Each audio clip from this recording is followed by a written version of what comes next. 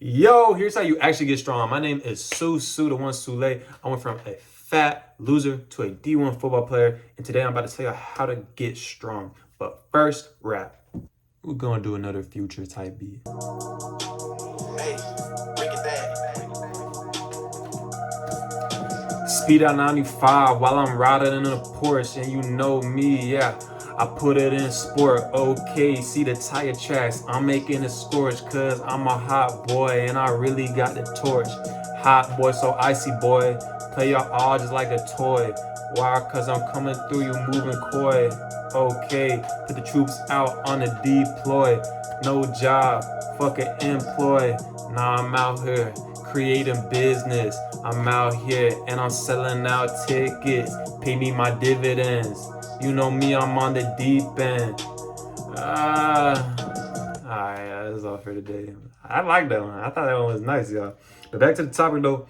Here's how you actually get strong. 4-step guide, really simple. So step 1, progressive overload. You gotta understand what progressive overload is. So progressive overload, that is what it says in the name. Progressively overloading, progressively doing more. So this can be in the form, obviously we're gonna talk about building strength in terms of like lifting weights, because that's really the easiest way to build strength and that's the most accessible way to build strength. So when it comes to the gym, doing more is really simple. Either do more reps, either do more sets, do more weight, do more time under tension, have less rest time. There's a whole bunch of factors and ways that you can, progressively overload. Instead of doing 5 reps like last week, I can do 6 reps this week. Instead of doing 3 sets, I can do 4 sets. Instead of doing 100 pounds, I can do 200 pounds. Although that would be a crazy jump from one session to another session. But those are just some examples. On top of that, instead of resting for 3 minutes, I can rest for 2 minutes. Or instead of, going up and down super fast, I can go up, I can go down super slow. Like there's a whole bunch of ways that you can progressively overload. Okay, so now you understand what progressive overload is and how, you progress strength and all that. Now, step 2 is picking the correct exercises. So you want to be doing big compound exercises.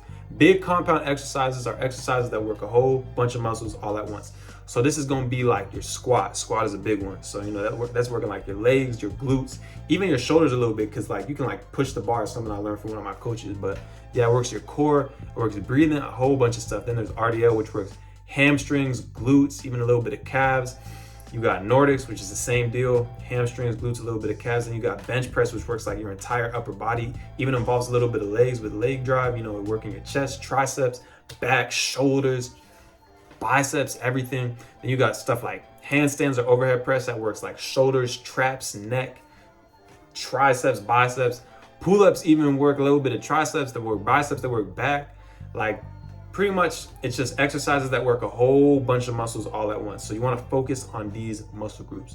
So, okay, step 3 now. You've figured out, what you need to do in order to progress your strength, and you know what exercise you need to be doing, with benches, with rows, pull-ups, squats, lunges, RDLs, just big compound lifts. Now you gotta choose the right rep range. Ideally, if you want to get strong, here's how I like to see it. If I'm doing big compound lifts, like if I'm squatting, if I'm doing RDL, if I'm doing Nordics, if I'm doing bench, if I'm doing pull-ups, I'm gonna do super low reps. I'm talking like 4 to 6 reps with like, compound exercises that only work one side. Like if I'm doing like a dumbbell row, or if I'm doing a lunge or a Bulgarian split squat, then I'm gonna do 6 to 8 reps. Okay, so there you have it. That's the split. So for like, for exercises that work both sides of the body at the same time, you want to do 4 to 6 reps. If it's only working one side of the body, do 6 to 8 reps. In this way, the weight is still, the reps are still low enough that you're going to be training for strength. So you can really progress and go up in weight every single session. And then moving on to step 4, it's really just about not being a bitch. Like a lot of people think that they're training hard. A lot of people think that, they're making progress in the gym just because they show up. Look, it's not enough to show up. People like to say like, oh, showing up is half the battle. And it is. Showing up, obviously, you can't get anywhere if you don't show up. But when you show up, you got to move with intention. You got to move with a purpose to get stronger. This is something I learned from actually a guest speaker we had the other day at practice. So you got to understand, when you show up, when you go to the gym, when you lift weights, you can't be a bitch. You got to progress weight. Like if you was lifting 200 pounds for 6 reps each set, last week, go up in weight, go up to 210, go up to 225 and see how much you can get and just push through the pain, because that's the thing. Like, there's gonna be times when you lift and you struggling, you like, you think that you're gonna die, you're not gonna die. Make sure you have a spotter, or just trust yourself. Trust yourself and push through. Just don't be a bitch. Push yourself to the limits, okay? A good litmus test to see if you're getting stronger, if you're really, training hard, if you're training intense, if you're really pushing yourself, is, are you getting stronger? Are you progressing strength from week to week? Make sure that you keep a journal. Not like, it doesn't have to be physical, but keep it on your notes or use Notion. And like, just keep a journal and keep track of your list from week to week. Every week you should be going up. Even if it's just like 5 pounds. 5 pounds over the course of a year, that's gonna end up being like 100 pounds after a year. So keep track, progress every single week. And that can be in the form of different things too. You can do more sets, you can do more reps. Instead of doing 4 reps of 200 pounds, maybe you do 6 reps of 200 pounds the next week. Instead of doing 6 reps of 200 pounds, maybe you do 4 reps of 220 the next week. Instead of doing 3 sets of 200, maybe you do 4 sets of 200. Like, just switch it up. Make sure you're always progressing and doing more. And as simple as that. Don't be a bitch. Push yourself. If you're not getting stronger, if you're not progressing in some way, whether it be with the weight, whether it be with the reps or the sets or the time and attention, you're not getting stronger. And on top of that, just, look in the mirror. Are you seeing changes? If not, it's a bad sign. Also, your diet might be out of whack, but this isn't a video about diet. We already know, eat clean, fast, and just cut out the bullshit, the processed foods. Really simple.